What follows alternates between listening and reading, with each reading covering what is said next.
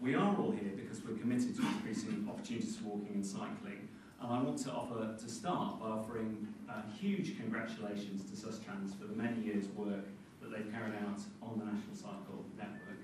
I should say that probably about the time you started work on that, I worked as a conservation volunteer in Bath, and I think I must have been there about the same time that you were starting to convert what was the former railway between Bath and Bristol into a cycle network, and it's the first one of its time, and it's taken that long to build out across the country. It's an impressive achievement nonetheless.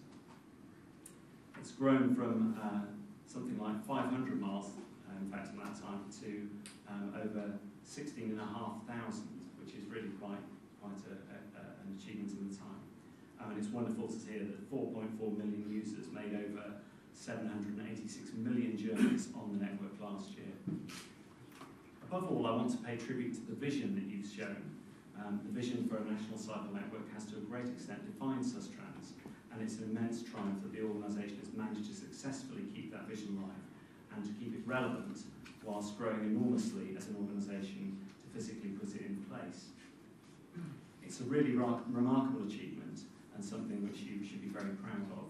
And also, your achievements in terms of funding are something which I think should be commended as well. Let me take the chance also to say to the many thousands of volunteers who've been part of that effort at every stage that I appreciate your enormous and sustained contribution, providing energy, passion, commitment, time, and in many cases, a high level of skills over many years. The National Cycle Network has been a whole movement of people, as well as a physical job of construction. In a way, the review process that's just happened could be said to mark a coming of age for the National Cycle Network. It certainly marks a new stage in its life. And all the indications are that the next stage will be just as valuable as the one that's just finished. So congratulations to Sustrans for having the ambition and the courage at this juncture to take a fresh look at the National Cycle Network and to say it's good, but it's not as good as we want it to be everywhere, and we want it to be better, and we believe that it can and will be better. Self-belief, determination and vision have characterised Sustrans' approach and the history of the National Cycle Network, combined with the ability to put real solutions in place on the ground. We're sure Sustrans will achieve and can achieve better its renewed vision for the National Cycle Network, supported by many committed volunteers and supporters, partners and communities that have played a part in maintaining that network over time.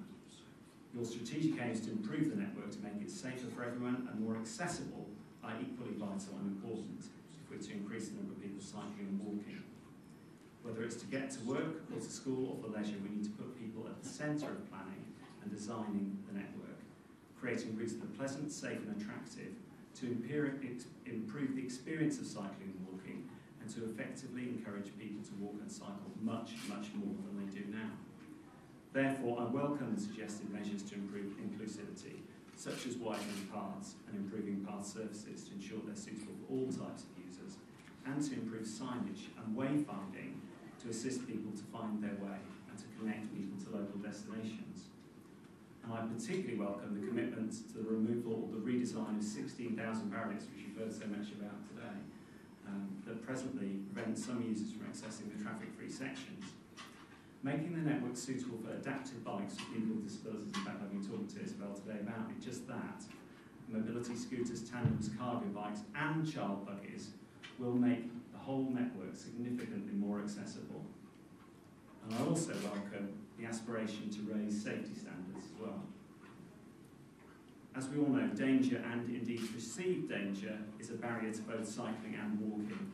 Surveys show traffic danger contributes strongly to the gender imbalance in cycling, and it stops parents allowing children to walk or cycle unaccompanied to school, and it prevents older people with mobility restrictions and other disabilities from walking. Traffic danger deters people from walking and cycling in rural areas as well. So I therefore welcome the ambition to make more of the network traffic-free, and in particular, the aspiration to achieve a doubling of traffic-free sections from the 5,000 miles which are currently available to over 10,000 miles by 2040, creating more traffic-free routes where everyone feels safe to get around. We do, though, need to create opportunities for new walking and cycling trips, whether that's to get us to and from town or village centres, to high streets and services, or to transport hubs, to schools, or for leisure and fitness activities. So I'm pleased to see promoting the network to new users is also an important priority to you. And furthermore, we need to reduce the impact of traffic to make our footpaths, cycle paths and streets better places for walking and cycling and to spend time. And indeed, I wanted to pay a particular tribute to some of the work that's been going on in Waltham Forest, where I had the pleasure of visiting Mini Holland earlier this year with colleagues. So therefore, I welcome the aim to restrict on-road sections to quiet-way roads with 20-mile-an-hour or 40-mile-an-hour speeds, where a traffic-free route is not viable, with safe crossings so that everyone can cross the road or railway safely, directly and without delay. I believe that's particularly important for people who naturally walk more slowly, such as parents with children, older people and people with disabilities. And I have to say I've experienced that myself as a former local councillor, and Ruth talks about her inspiration, and I've certainly in Reading seen exactly that problem. The original design principles of the network, that a sensible 12-year-old, and it should just be a 12-year-old, shouldn't it, should be able to access and cycle the network alone are still valid, and I'm pleased to see that that's being taken forward by everyone here today. Indeed, at an event on pedestrian safety last week, I suggested that we need an equivalent test for walking routes as well, so I'd be grateful for people's thoughts on that. I also do want to mention finally, which Jessie touched on, and in fact Ruth asked quite rightly about the real level of commitment, because of course for Sustrans to realise its vision for improvement for the new NCN, new funding will be required, both for the proposed improvements and the maintenance of the network in the longer run. And it's estimated that the spend required to rejuvenate, grow and improve the national cycle network will be £2.8 billion over 22 years. Now that may sound a lot, but let's note that it's very small beer compared to the overall value of the national cycle network's economic contribution and wider benefits, which was touched on today by yourself, which are estimated to be £7.6 billion every year by 2040.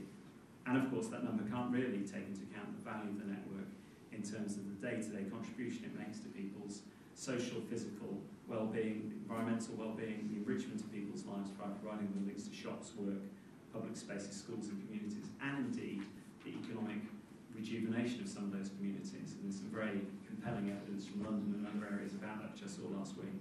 I should say the last Labour government was a big supporter of cycling and walking, introducing Cycling England, and the next Labour government will want to go even further. Indeed, we have our 2 metro mayors already going further, as Jessie himself even mentioned, with Andy Burnham's political backing. The Greater Manchester B-Lines approach, led by Chris Boardman, is setting an outstanding example. And here in London, it's great to see Sadiq Khan's Walking Action Plan, giving walking the priority it needs and deserves. And of course, we know about his work on cycling as well. That's within a broader Healthy Streets approach, which implies transformation of London streets and clearly has the potential to be applied widely elsewhere as well. I should remind people, in our 2017 manifesto, Labour pledged to increase spending on walking and cycling to £10 per head to match the figure recommended by the All-Party Parliamentary Group for Cycling, which Ruth mentioned today, and we do stand by that.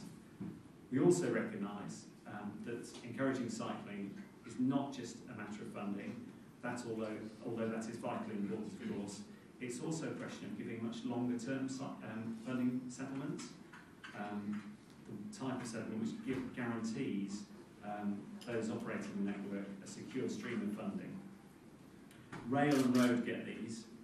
Cycling and walking, I believe, should get them also, to allow longer-term planning and for the delivery of meaningful policies and projects that achieve a modal shift to cycling and walking, and making active travel choices available and attractive. And it's high time this change happens, I think we can all agree. So to conclude, as the report notes, at a time when inactivity and obesity are a national crisis, and congestion clogs up the arteries of our towns and cities, when air pollution is increasing and green space is being eroded, increasing the opportunities for safe and accessible walking and cycling is needed more than ever to significantly improve our transport system and to transform the health of our nation, to bring people together to combat loneliness and to bring economic prosperity to all our communities.